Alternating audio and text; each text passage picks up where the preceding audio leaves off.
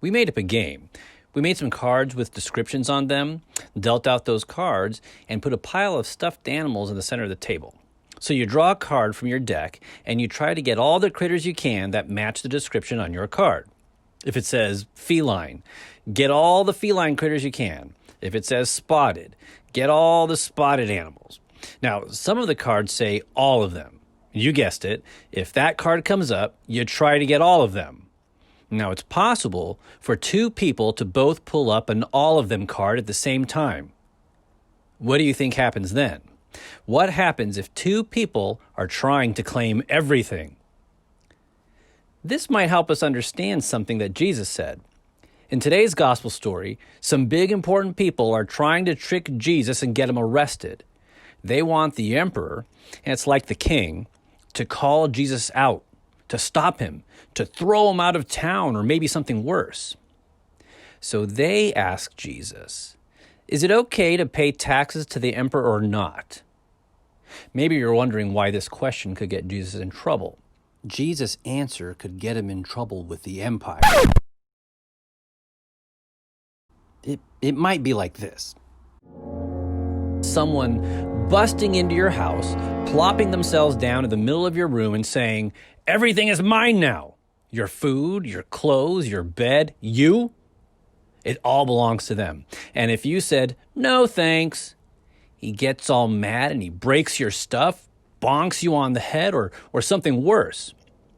Now that's a little bit like what the Roman Empire did to Jesus and his people. Now, Jesus knows the emperor, the king, is a liar and a thief. So when he says, everything is mine, he knows that's not true. And Jesus also knows that the big important people are trying to trap him, to get him in trouble by saying, the king is a liar. The king really doesn't own everything.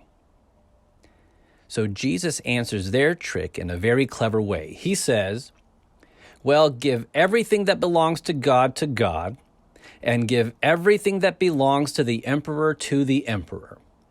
It's clever because it forces those leaders to look at what the emperor is doing. And what's the emperor doing? The emperor is saying all of the things that God has made for everyone only belong to him. So let's ask the question, what belongs to God? Well, if we believe Jesus and Moses and David and the prophets, it's an easy answer. Everything belongs to God. And what are we supposed to do with it?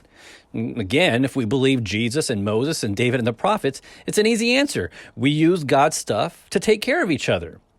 We use God's stuff especially to take care of people who need the most help. Now, what belongs to the emperor? Well, he thinks everything belongs to him, even stuff and people and places he hasn't even seen yet, that he doesn't even know about yet.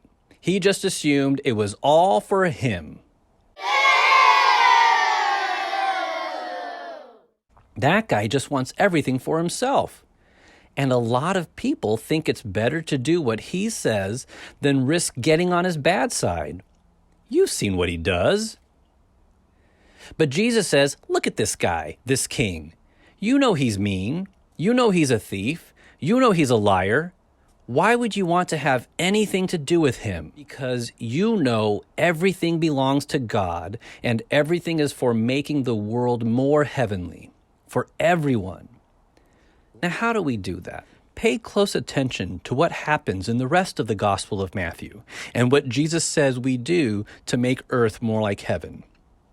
Maybe even read ahead for the next few weeks and see what Jesus is telling people it is to make earth like heaven.